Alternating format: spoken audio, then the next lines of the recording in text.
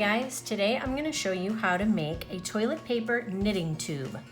With that knitting tube, you can make super cool bracelets or necklaces just like this. Here's what you need to make your toilet paper knitting tube. A toilet paper roll, 4 popsicle sticks, some tape, and then whatever kind of yarn you have. Step 1 is to take some tape and your tube and a popsicle stick, and it's kind of up to you on how far down you place it or how far up. I like to almost like split that popsicle tube in half so that I have a pretty tall space to work with up here. And then you're just going to tape that onto your tube. And you're gonna get another piece of tape, turn your tube all the way around and put it directly opposite the first popsicle stick and tape that one down. Oops. And then you're gonna take another piece of tape. You see where I'm going with this, right? Right in between those 2 sticks, tape it down, make sure it's straight.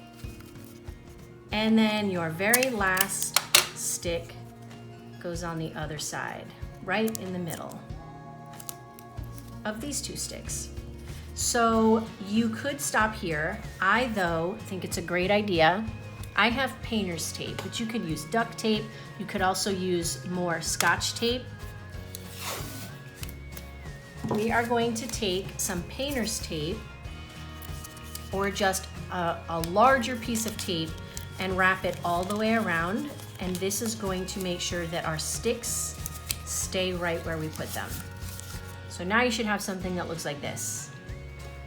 So to begin your knitting, and in case you were wondering what knitting is where yarn is manipulated or basically told what to do by either you or a machine to create a textile or a fabric.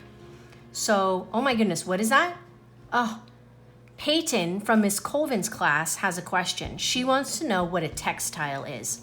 A textile is a type of cloth or woven fabric. So that's what it is. So this could be considered a textile because it was woven.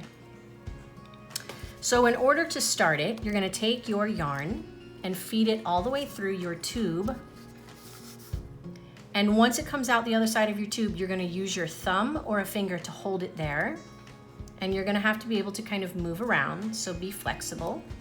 And then in order to start the top, you're gonna take this string and you're gonna wrap it around and go to the next one and wrap it around and go to the next one, wrap it around. You guessed it. What are we doing on this last one?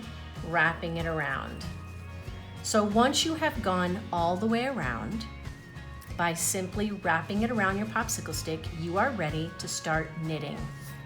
So here's how you start to knit. You're gonna wrap it around again, and you can let go of the bottom now. It's ready to go.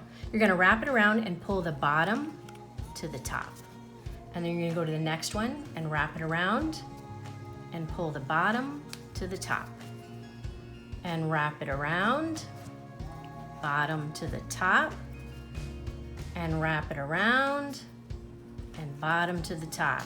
So you are just continually wrapping it around each stick and pulling the bottom to the top.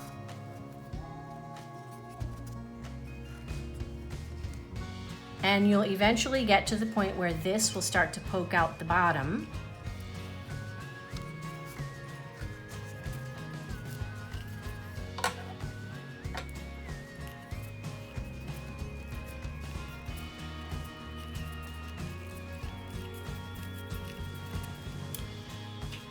My knitting starting to come out the bottom. Once you get it the length that you want it, let me show you now how to take it off. So you're going to take a pair of scissors and give yourself a little bit of room to work with. Don't cut it too short. Here's how you take it off. So you're going to take each popsicle stick thread off, and you're going to keep that little hole right there, and you're going to loop it through the hole. So there's one, and then push it down gently. Then we're gonna take the next one off. Again, ever so gently. We don't wanna pull the other ones off. and you're gonna loop it through that one. Push it down gently. We're gonna go to the next one, loop it through. And then we have our very last one. And you're going to loop it through. I'm gonna make that one bigger so you guys can see. So here's the loop that I just pulled off the popsicle stick. Here's the end of my yarn, and I'm just gonna pull it through. And there we go. Then you can pull it out. And then I always like to, at the very end, you can have a parent help you with this because this is a little tricky. You just wanna tie a knot as close to the very end as possible, just to ensure that it's not gonna come undone. And there you have it, your very own knitting tube that you can reuse over and over again.